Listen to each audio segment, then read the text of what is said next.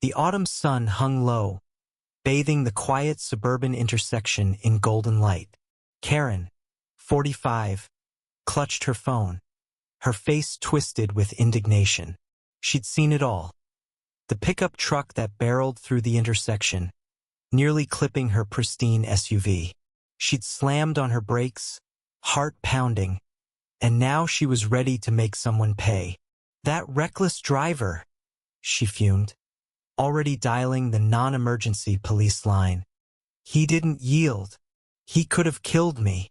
Her voice trembled with righteous fury as she described the truck's license plate to the dispatcher, her free hand waving dramatically. Across the intersection, Jake, a 28-year-old delivery driver, sat in his truck, bewildered. He'd been cautious, stopping fully at the sign before turning. Karen's SUV had screeched to a halt, but he hadn't seen her until she started shouting. Now she was on the phone, glaring at him like he'd committed a crime. Jake's stomach churned. He was already late for his next delivery, and this woman's accusations could cost him his job. "Lady, I stopped," he yelled, leaning out his window. "Check the dash cam."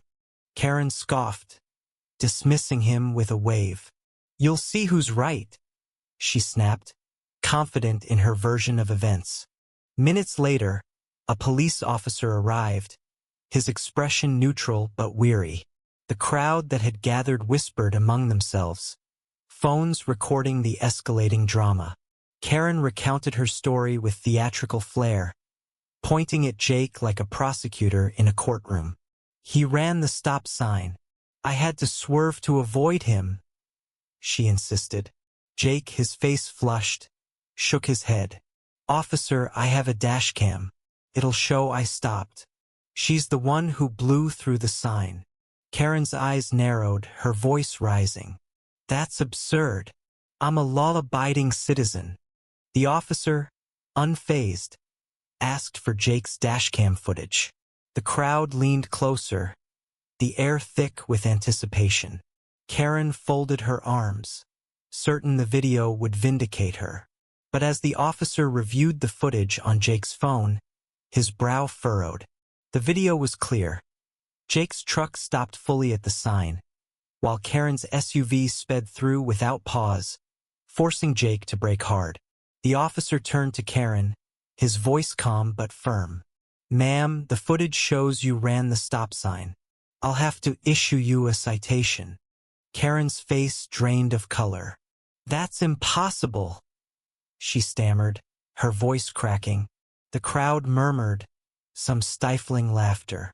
Jake exhaled, relief washing over him, though he felt no joy. Karen's outrage morphed into desperation. "This is a mistake.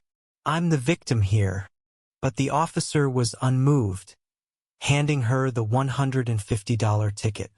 The onlookers dispersed, some shaking their heads, others posting the video online. Karen stood alone, clutching the ticket, her certainty shattered. Jake drove off, his heart heavy. He'd been vindicated, but the confrontation left a bitter taste. Karen, meanwhile, stared at the ticket, her anger giving way to shame. She'd been so sure, so quick to judge, and now her accusations had backfired. The intersection, once a stage for her outrage, was quiet again. But the lesson lingered. Truth doesn't bend to fury. What do you think was Karen's mistake, a simple error or a reflection of deeper flaws? How should we balance justice and empathy in conflicts like these?